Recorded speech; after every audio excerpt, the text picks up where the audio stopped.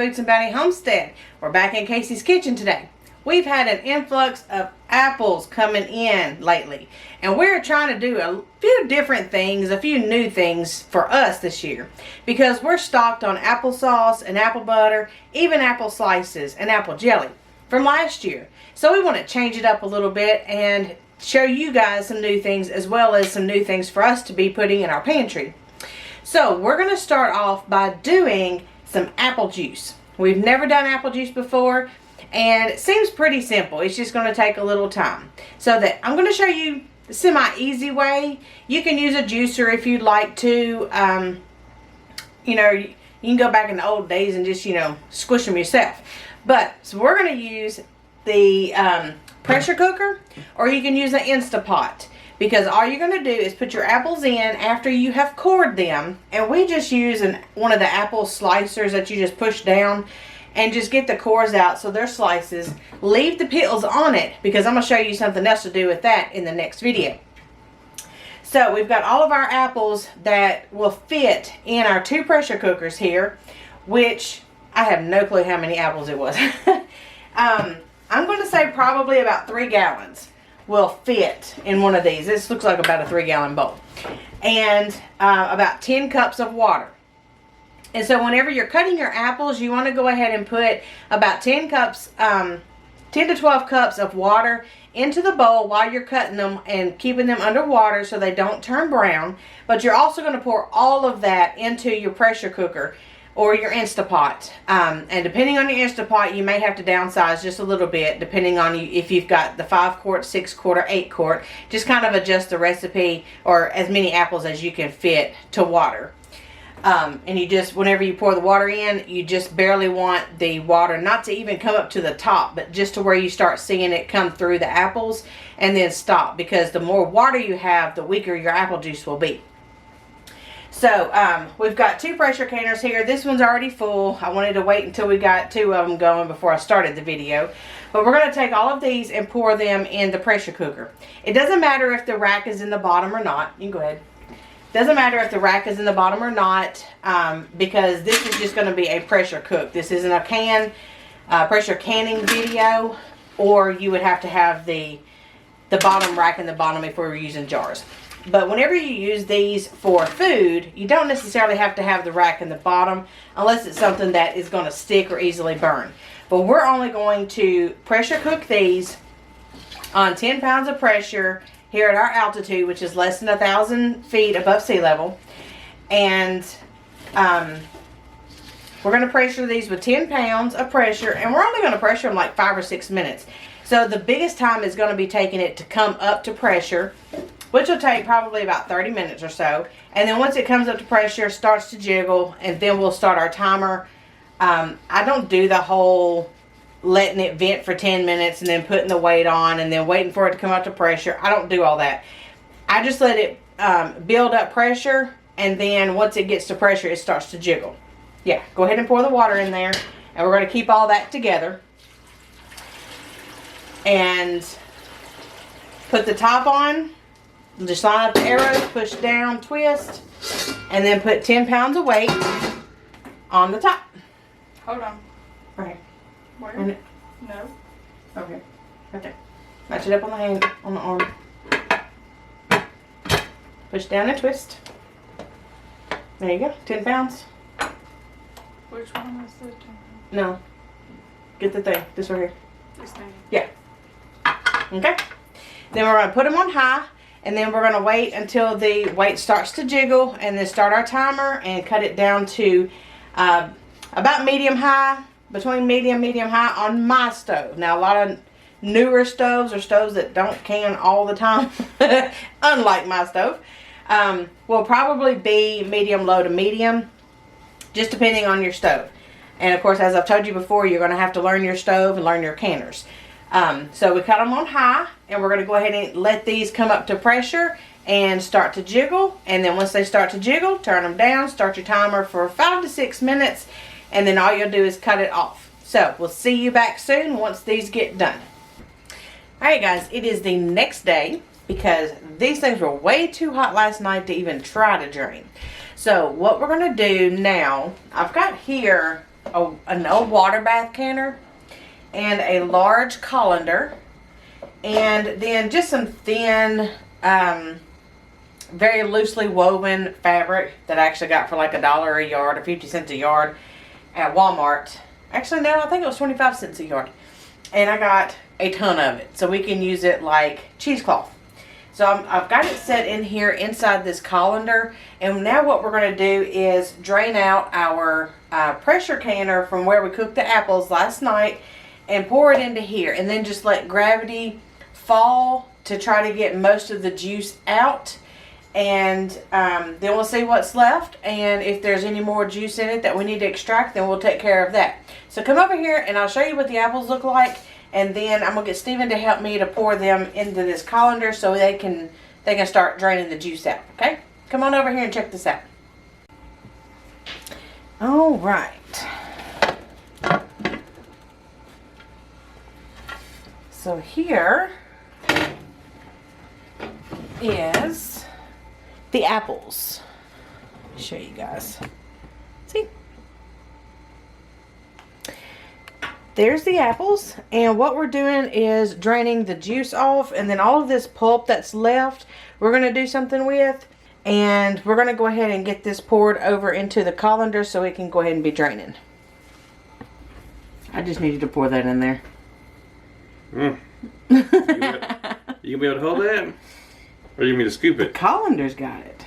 I mean, I can hold one side and you can Oh hold no, the other. I can get it. I'm just saying, once it starts going, is it going to like dump out? I don't know. Probably not. I'm thinking it might.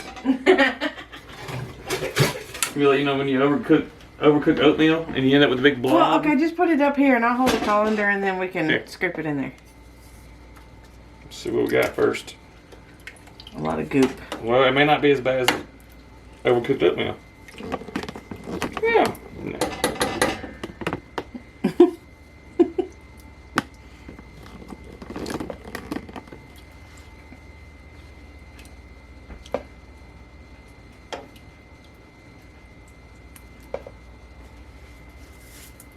This is gonna take a minute. Okay. I'll try it. See how it goes. That's what it tastes like. Apples, you ding dong, come on. I dropped some.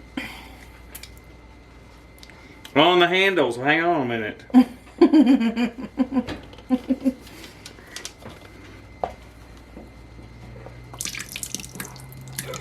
Back up. Back up.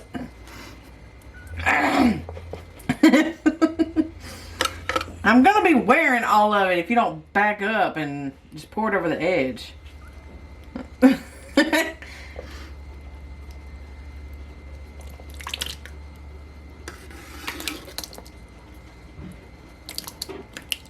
Oh my god, this is so messy. You can always do it the other way. My way is so much faster. Mm-hmm. Messier, but faster. It's usually my way.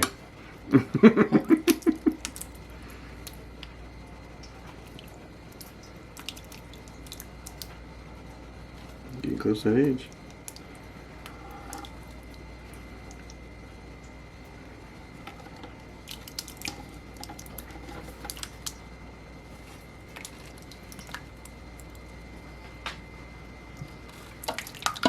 Oh my. Okay, you can stop. Woo. Okay, let it drain out some and then we come back and put some more in. I can hear it dripping in there. Candy. Now we gotta go take a shower because now it's all over us. So now that we've got all the apples poured in here, we are going to let this sit and drain, and it may take about an hour or so. So you might want to do this during a time that you've got something else you need to do, or where you can just leave it sitting in a place that you're not going to use for a little bit. I'm actually probably going to move these in there to the dining room table, let them sit in there because I've got a couple of extra things I need to do in here. But just let these sit until it looks like they have pretty well shrunk down, probably about an inch or so, maybe more, and they're not dripping as much. And then I'll show you the next step that we're going to do to make sure that we get all the juice out of it. Okay, so it has been, how long has it been? Not quite an hour. But I wanted to show you how much this has went down. And also to let you know that I do come in here and kind of move this around a little bit, kind of scrape it off that bottom because it might get stuck to where it like stops up the holes in the fabric, if you will. And so that way you can kind of get more juice out as you mix it around. This looks like it's done. I don't see any more juice. It has actually loosened itself from the side of the fabric. So I believe this is done. I don't see or hear any more juice underneath. Oh, there's a little bit going out. Okay, we'll keep letting it sit. Just couldn't hear it. And we are probably about 4 inches deep in juice down here. So that's probably almost a gallon. So go ahead and continue to stir this around occasionally. And that way you can go ahead and get all of that juice out. And just stir it around, kind of push down a little bit. But you don't want to push so much that you push the pulp through either. Alright, we'll check back on this here shortly. So for our apples here, they've been going well over an hour, almost an hour and a half. And it's really pasty. So I think this is about done. We've got one more batch to do. But I do believe this one is done. I don't see any more liquid. It may be dripping a little bit. Let's see. Just a little bit, not much. Okay. Now I've got a big bowl here that I'm going to dump the goodies out in just a minute. But I'm going to go ahead and see if I can get any more out. Not by forcing, but just by gravity.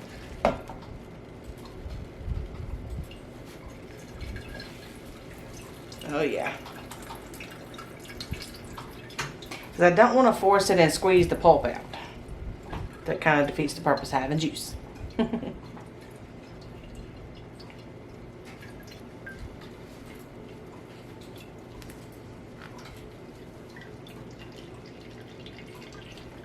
Okay.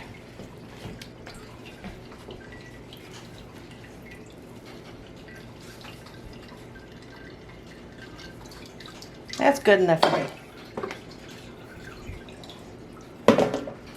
Okay, so I'm going to go ahead and put it over here.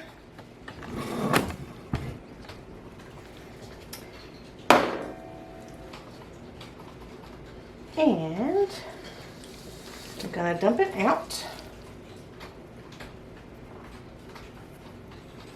If you have any pulp left on your cloth, go ahead and scrape it off. I don't have much, just a couple of spots. And here's our pulp. We're going to do something else with this later. I'll put that over there. And right now, I've got another cloth I'm going to replace this one with, because we have one more batch to do.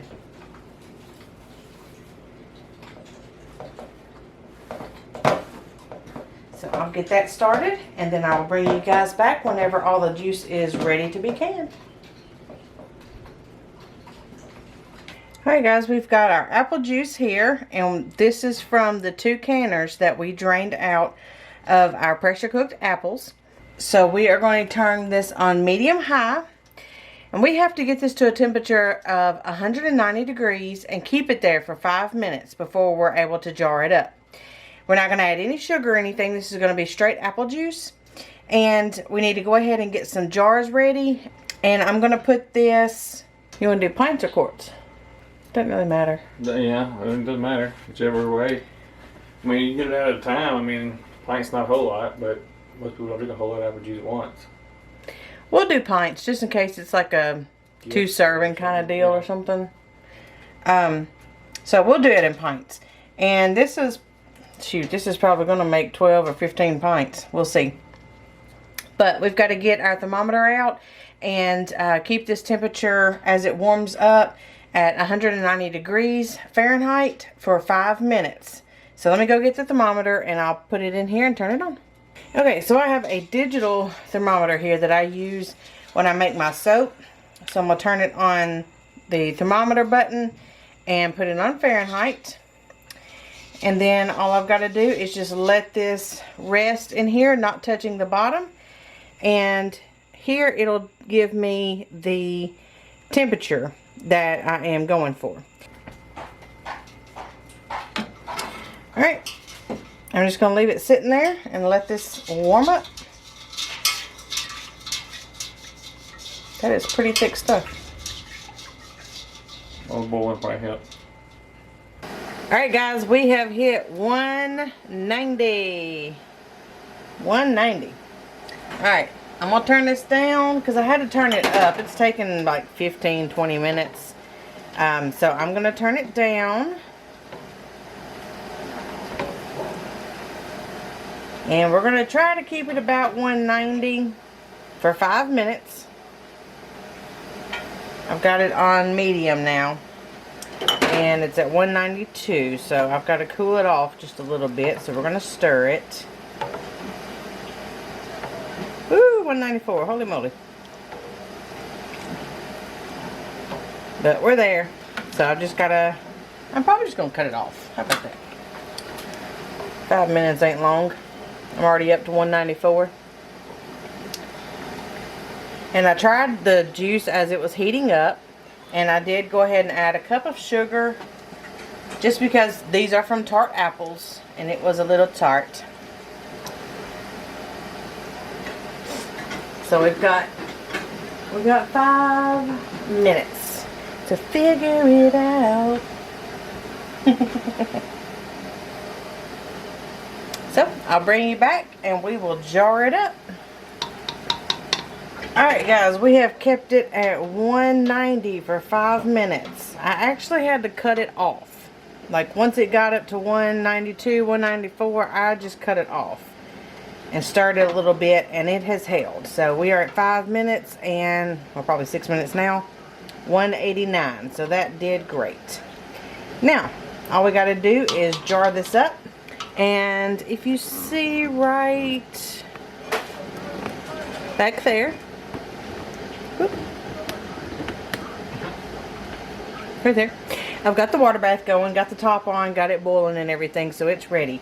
So we're going to take our juice and go ahead and ladle it into our jars and get them filled up and put in the water bath can.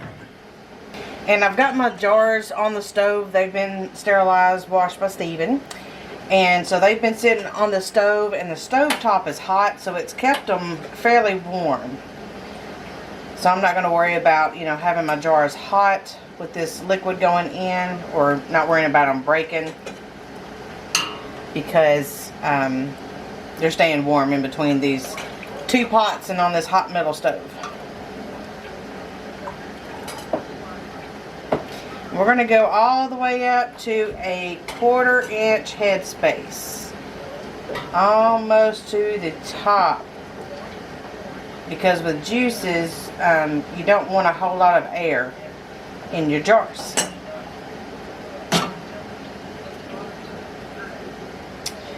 Alright.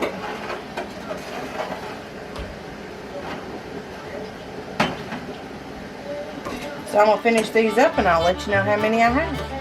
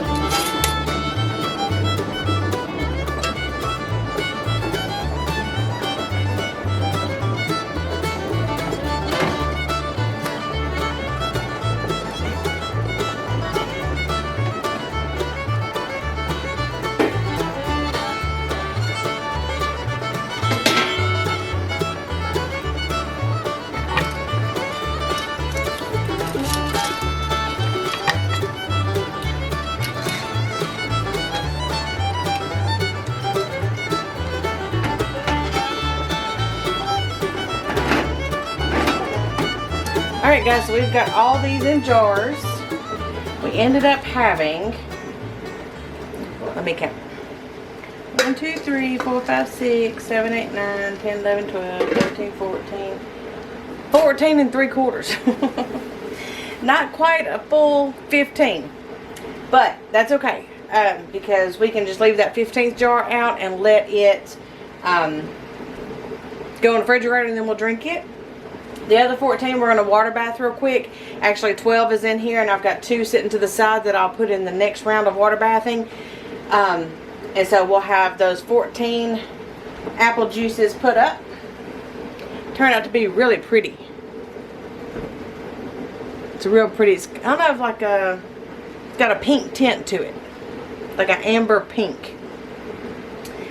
And so anyways, we're going to get these finished up. We got to let the water bath go for 15 minutes. And then we'll just take them out, sit them in the middle, cover them with a towel, just like we did with the other stuff that we've canned, the okra and different things.